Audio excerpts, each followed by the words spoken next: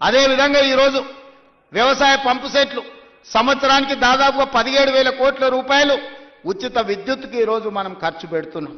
ఇవాళ అదే సోలార్కి మనం మారిపోతే సోలార్తోని మీ వ్యవసాయం ఉచితమే కాదు, మీరు సోలార్ విద్యుత్తు ద్వారా నెలకు 2,000 3,000 మా ఆడబిడ్డలకు ఆదాయం వచ్చేటట్టు విద్యుత్తు శాఖకు సంబంధించి ఉప ముఖ్యమంత్రి గారు ప్రణాళికలు చేస్తే రైతులు సిద్ధంగా ఉన్నారు. దానికి అవసరమైన పెట్టుబడి మనం పెడదాం. కొన్ని వేల కోట్ల రూపాయలు ఒకసారి పెట్టుబడి పెట్టినా 25 సంవత్సరాలు ఈ రైతులకు లాభసాటిగా ఉంటుంది.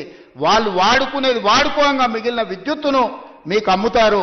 ఈరోజు మా రైతులు అదాని అంబానీలతో పోటీ పడే విధంగా తీర్చిదిద్ది సోలార్ విద్యుత్ ఉత్పత్తిలో అదానీలతో పోటీ పడే విధంగా మా రైతుల్ని ఇంటికాడ కూర్చున్న వాళ్ళకే ఆదాయం వచ్చే విధంగా ప్రణాళికలు చేయాలి.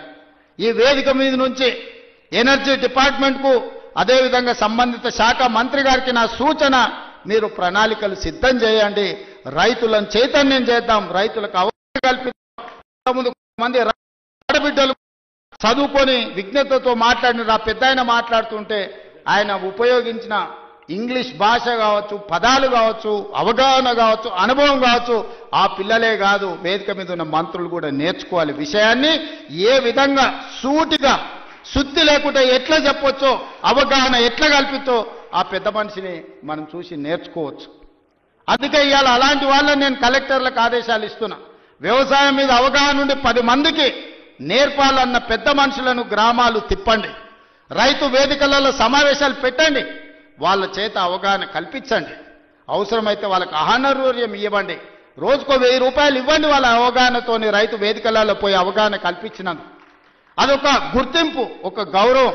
1000 రూపాయలతోనే ఒక రోజు వాళ్ళ జీవితంలో మార్పు వస్తుందని నేను చెప్పడం లేదు.